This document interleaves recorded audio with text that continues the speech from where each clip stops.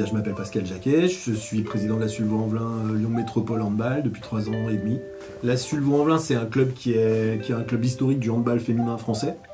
C'est un club qui a d'abord été lyonnais puisqu'il était à Villeurbanne, il jouait à la Doua, c'est un club universitaire à la base.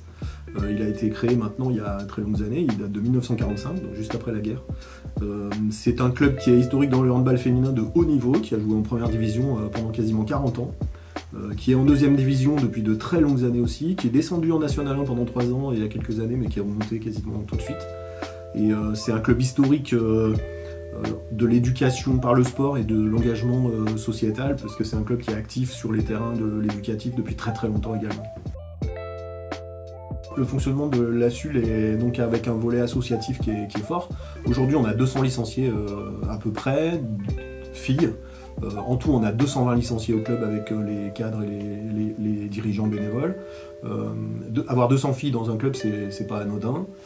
Déjà pour ça, on est très fiers du travail qui est accompli et on a des limites d'ailleurs en termes d'équipement aujourd'hui qui nous empêchent de monter ce nombre-là, mais en fait, on pourrait être 400.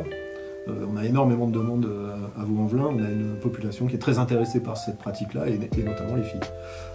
Voilà, donc on a une douzaine d'équipes qui jouent sur tous les championnats régionaux tous les week-ends, qui vont de moins de 9 ans à moins de 18 ans chez les jeunes, et puis 3 équipes seniors, dont une équipe professionnelle et une équipe réserve, et puis une équipe senior 3 qui est locale, qui joue dans le championnat départemental local, qui va sans doute accéder à la région très rapidement, puisqu'elles sont en tête de leur championnat. Et c'est l'objectif. C'est historiquement notre engagement aussi, de dire le sport, c'est pas seulement le sport, c'est pas seulement jouer au ballon, c'est aussi s'éduquer, c'est travailler à ses comportements, c'est travailler sur l'éducation globale et faire en sorte que les gens ensuite puissent être performants dans leur vie, sur le terrain, mais aussi dans leur vie. Alors le championnat de D2F, il est particulier dans son évolution. On est vraiment dans un moment d'évolution extrêmement fort du championnat, puisqu'on a intégré la Ligue professionnelle il y a 2 ans.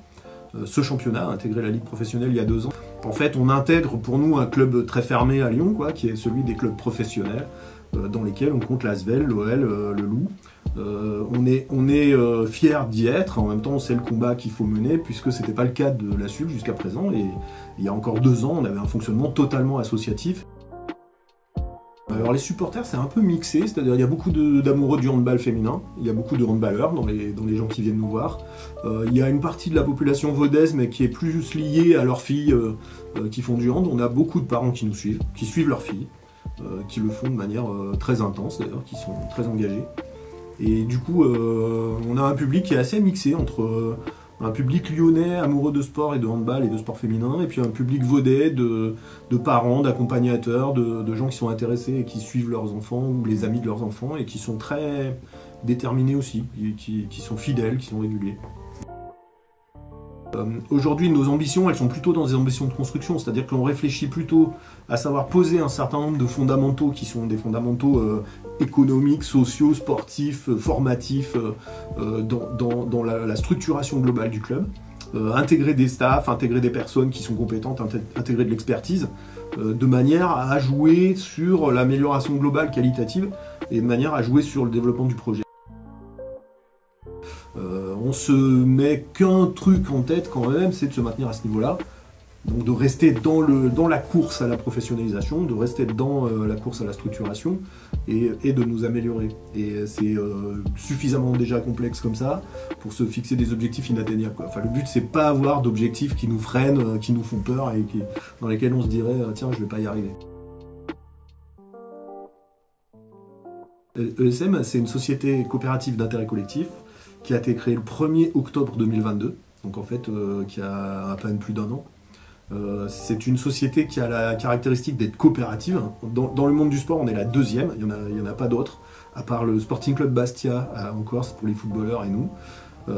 L'idée de ça, c'est d'avoir quelque chose qui est un modèle un peu différent du modèle business qu'on voit habituellement dans le sport, pour correspondre à nos valeurs, pour correspondre à ce que c'est aujourd'hui que la SUL, c'est-à-dire un club de territoire, un club de quartier, un club qui travaille sur le volet social, éducatif et l'intérêt collectif.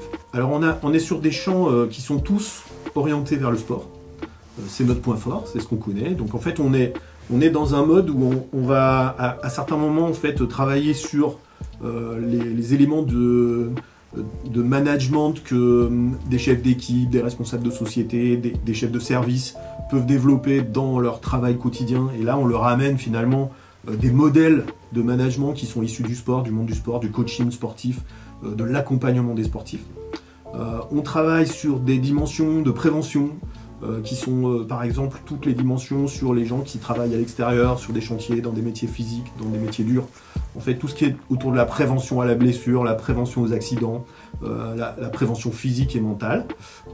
On travaille sur des notions qui sont plus sociales, avec de l'accompagnement à l'insertion, avec des dynamiques de recrutement. On organise des olympiades de recrutement, donc basées toujours sur de l'activité sportive. On est également sur des parcours d'accompagnement de jeunes gens en fait, dans une insertion sociale dans laquelle en fait, ils peuvent se retrouver à travers un certain nombre de temps forts autour du sport, autour de l'accompagnement et du coaching. Je m'appelle Gladys, je suis joueuse à la SUL et j'ai 24 ans. Un début de saison compliqué parce qu'on a eu des grosses équipes tout le début de saison, mais on voit un petit peu le jour avec la victoire contre Rennes. Là on est sur une vraiment bonne dynamique et l'ambiance est plutôt agréable aux entraînements, on voit des sourires, on arrive à s'amuser entre nous et à prendre du plaisir à venir aux entraînements pour travailler sérieusement mais avec du plaisir et avec de la rigolade aussi. C'est vrai que l'année dernière, on avait un noyau plutôt assez conséquent. On s'entendait toutes très bien. Cette année, avec le nombre de nouvelles joueuses, il a fallu recréer un nouveau groupe avec un nouveau noyau, en prenant compte des personnalités de chacune pour qu'on puisse bien s'entendre toutes et que tout le monde y trouve son compte. Mais moi, j'y crois et je pense que là, on est sur la bonne voie et l'ambiance s'améliore de jour en jour. Déjà, c'est un club qui est très familial pour moi, avec une bonne entente et dans lequel on s'y sent bien. On sent que on est vachement pris en compte notre état, à chaque fois qu'on a quelque chose, on peut faire confiance au club et ils sont à l'écoute. Et un club qui est en construction pour aller encore plus haut.